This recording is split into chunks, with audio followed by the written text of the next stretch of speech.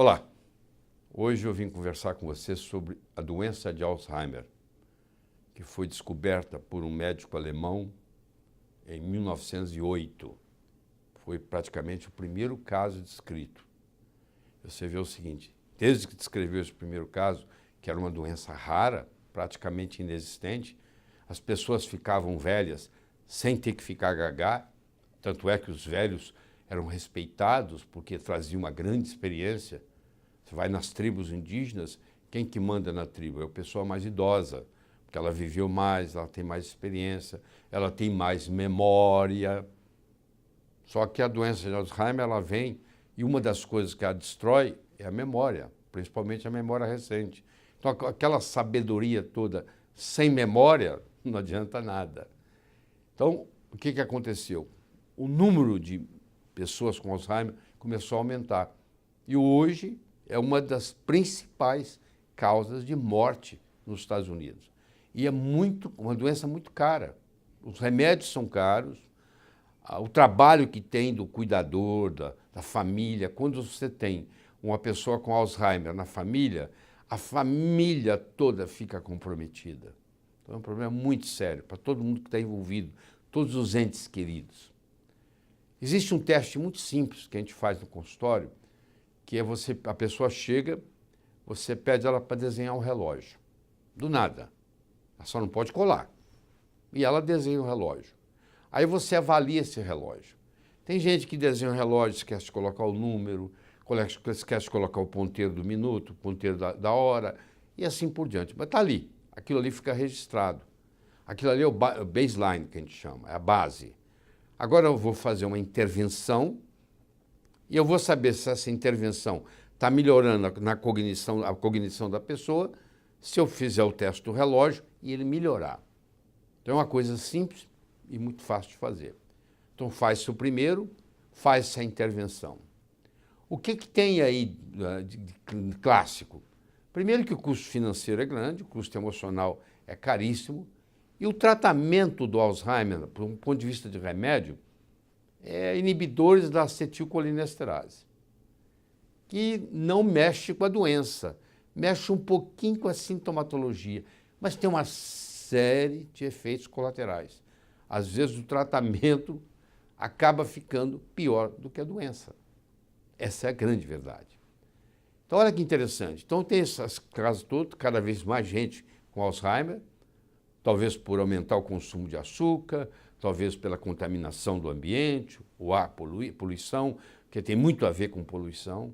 Pessoas que vivem em regiões urbanas têm maior incidência de Alzheimer. A mulher tem 4 vezes mais chance de ter Alzheimer do que o homem, por várias razões. Primeiro que a mulher vive mais do que o homem. Uma mulher vive em média 8 anos e meio, mais do que o homem. Isso é padrão no mundo inteiro. E segundo, a mulher tem uma oscilação hormonal muito maior. Os hormônios na mulher são muito mais presentes do que o hormônio no homem, que os hormônios no homem. No homem é muito simples, é a testosterona. Na mulher é toda uma inteligência hormonal, e aí vem o caso quando ela fica grávida, aí vem o caso quando ela para de ovular, às vezes acontece antes da menopausa, aí vem o processo da menopausa. O fato é que tem mais Alzheimer em mulher do que em homem. Então, vamos ver a história. O que nós podemos fazer tirando os inibidores da acetilcolinesterase, que, como eu disse, tem efeitos colaterais e não funcionam bem. Então, praticamente, até bem pouco tempo, não se podia fazer nada. Então, deixa eu contar para vocês a primeira história. A primeira história é da doutora Mary Newport, que é uma médica da Flórida, e que o marido dela, Steve, que era o marido de médica, ela cuidava da parte médica, ele cuidava da casa, ele cuidava da contabilidade da clínica, e etc. E levava as crianças na escola, todo esse trabalho. É o Steve. E com o passar dos anos, aconteceu que o Steve começou a ter problemas na contabilidade. A contabilidade da clínica não fechava direito. A ponto de que chegou o caso do Steve ir num lugar e não conseguir voltar para casa. Isso acontece em pacientes com Alzheimer. Ela levou ele ao médico, ao neurologista, e foi diagnosticado que ele tinha o início de Alzheimer. E ela então resolveu colocar ele num dos estudos, porque sempre tem um estudo recente, um remédio novo e tal. E quando ele foi fazer o teste, ele não passou. O mínimo que precisava para entrar no teste, ele não passou.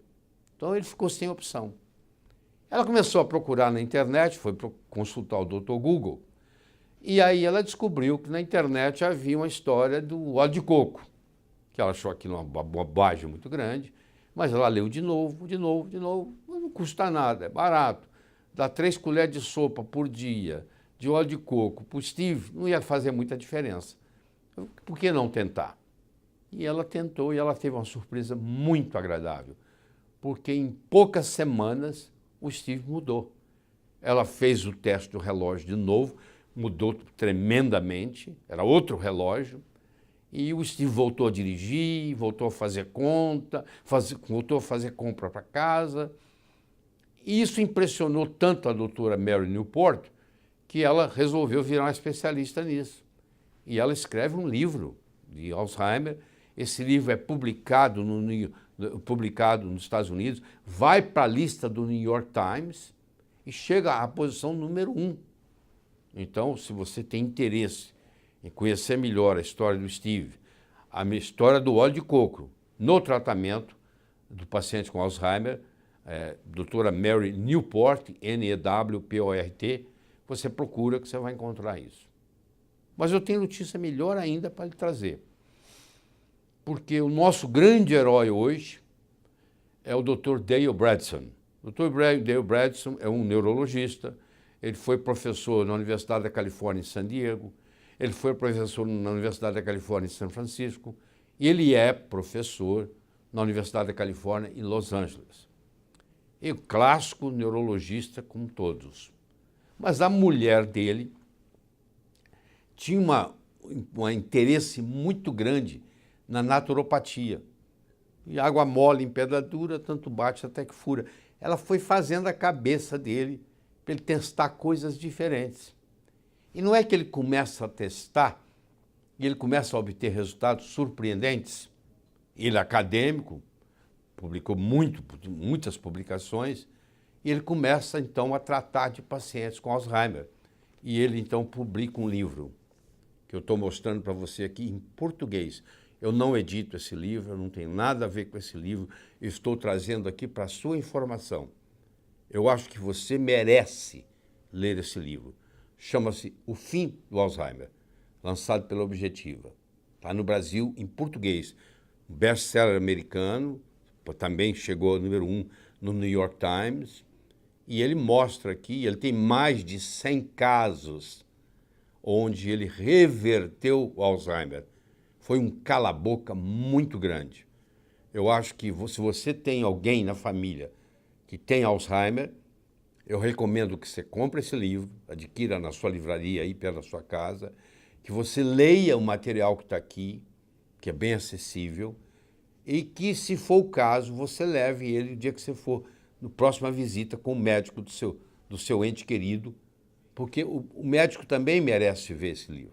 Então você pode até levar um de presente para o médico e dizer, doutora, eu estou trazendo aqui um livro.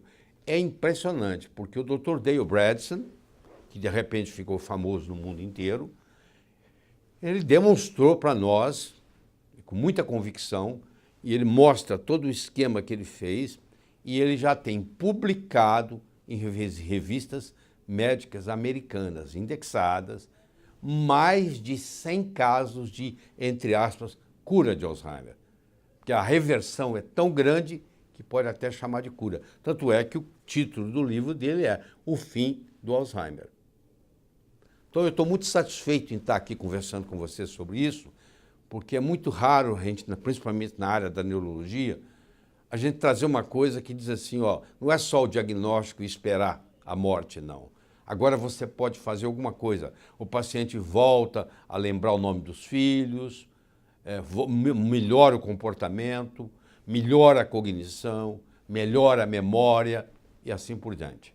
Tá? Espero que você faça uso dessa informação. Não adianta você escutar isso aqui comigo e não fazer nada, tá? Então, olha só, vai lá na livraria, procura O Fim do Alzheimer, e leia E se você puder me dar notícia, o que você achou e quem é que se ajudou, tá bom? Até logo.